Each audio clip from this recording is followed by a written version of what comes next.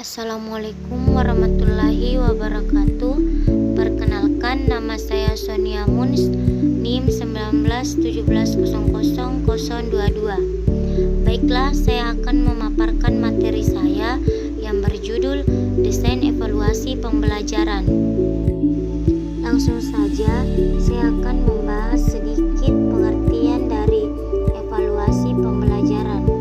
Evaluasi berasal dari kata evaluation yang kemudian diserap ke dalam bahasa Indonesia menjadi evaluasi, yang berarti suatu upaya untuk menentukan nilai atau jumlah.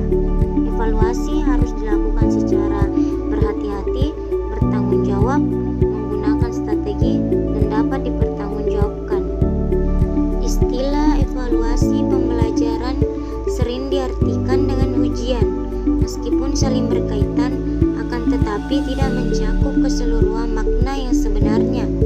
Ujian ulangan harian yang dilakukan guru di kelas atau bahkan ujian akhir sekolah sekalipun belum dapat menggambarkan esensi evaluasi pembelajaran, terutama bila dikaitkan dengan penerapan kurikulum 2013. Sebab evaluasi pembelajaran pada dasarnya bukan hanya menilai hasil belajar, tetapi juga proses-proses yang dilalui pendidik dan peserta didik dalam keseluruhan proses pembelajaran. Selanjutnya, fungsi evaluasi pembelajaran. Evaluasi merupakan proses sangat penting dalam kegiatan pendidikan formal. Mengapa demikian? Bagi guru, evaluasi dapat menentukan efektivitas kinerjanya selama ini, sedangkan bagi pengembang kurikulum, evaluasi dapat memberikan informasi untuk perbaikan kurikulum yang sedang berjalan. Evaluasi sering dianggap sebagai salah satu hal yang menakutkan bagi siswa, karena memang melalui kegiatan evaluasi dapat ditentukan nasib siswa dalam proses pembelajaran selanjutnya. Anggapan semacam ini memang harus diluruskan. Evaluasi mestinya dipandang sebagai sesuatu yang wajar, yakni sebagai suatu bagian internal dari suatu proses kegiatan pembelajaran. Dengan demikian, mestinya evaluasi dijadikan kebutuhan oleh siswa, sebab dengan evaluasi siswa akan tahu tentang keberhasilan pembelajaran yang dilakukannya. Adapun beberapa fungsi evaluasi. Yang pertama, evaluasi merupakan alat yang penting sebagai umpan balik bagi siswa. Melalui evaluasi, siswa akan mendapatkan informasi tentang efektivitas pembelajaran yang dilakukannya. Dari hasil evaluasi, siswa akan dapat menentukan harus berbagai proses pembelajaran yang harus dilakukannya. Yang kedua, evaluasi merupakan alat yang penting untuk mengetahui bagaimana ketercapaian siswa dalam menguasai tujuan yang telah ditentukan.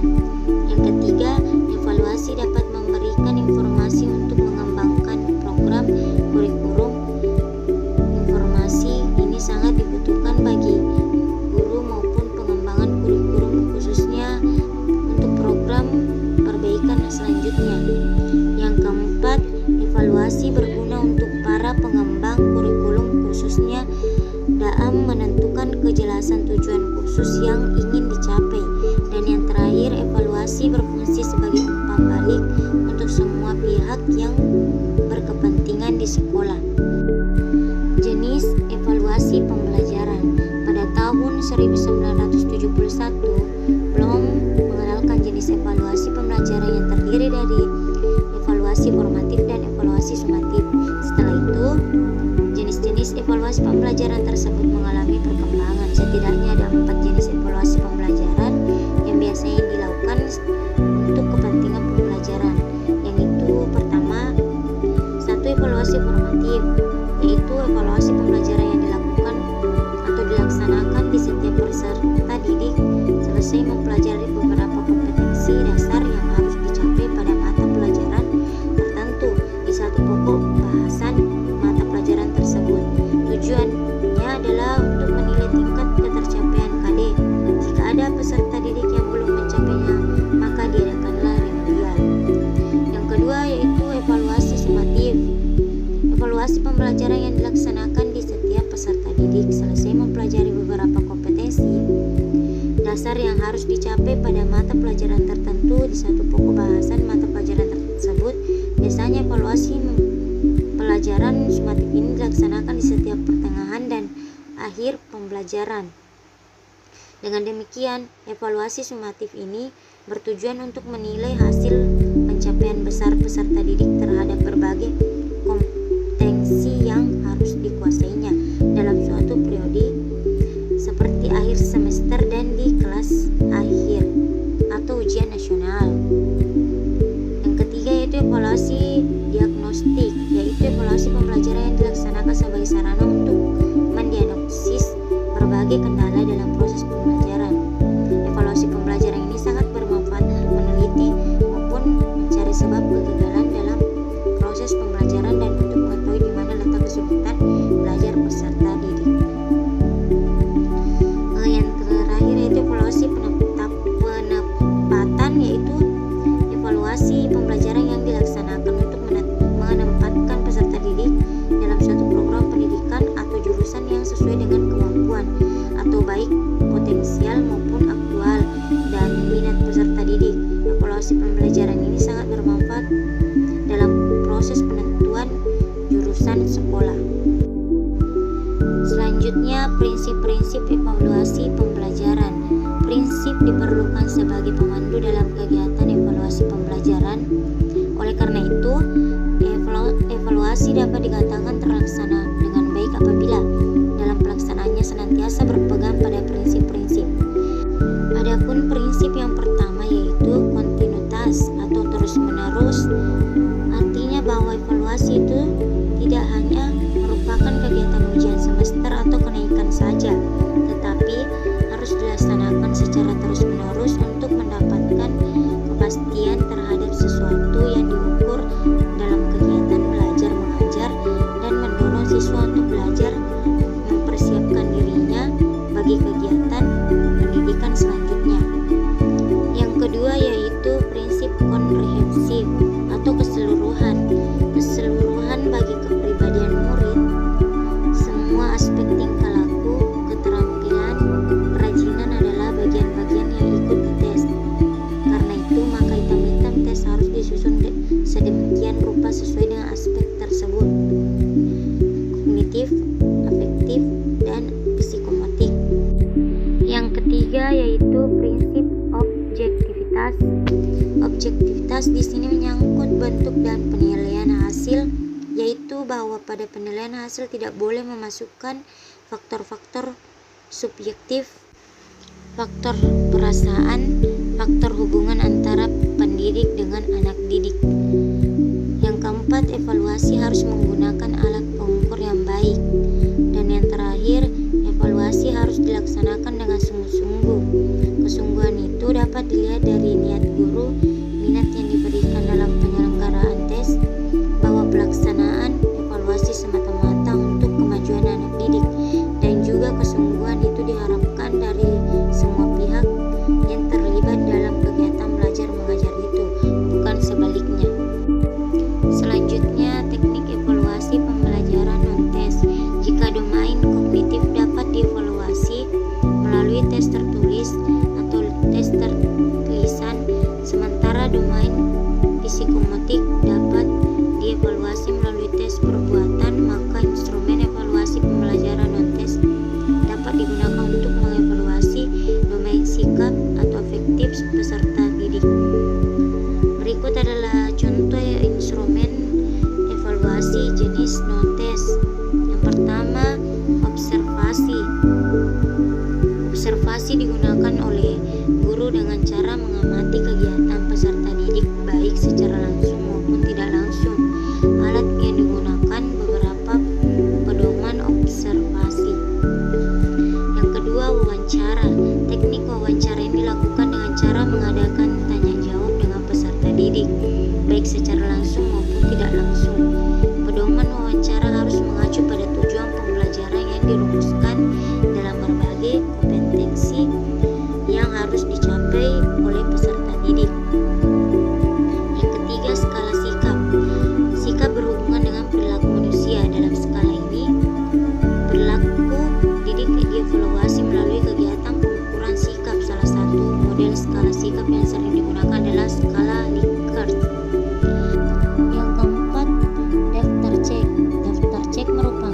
yaitu daftar yang berisi subjek atau aspek yang akan diamati.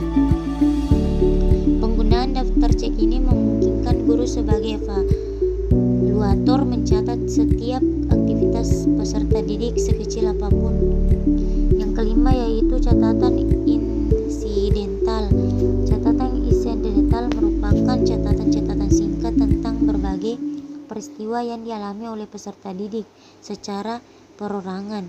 Catatan ini merupakan pelengkap dalam penilaian guru terhadap peserta didiknya, terutama yang berkenaan dengan perilaku peserta didik. Baiklah, materi terakhir yaitu merancang langkah-langkah evaluasi pembelajaran. Sumiati dan Asra mengungkapkan bahwa langkah-langkah dalam evaluasi pembelajaran terdiri dari 3, yaitu tahap persiapan.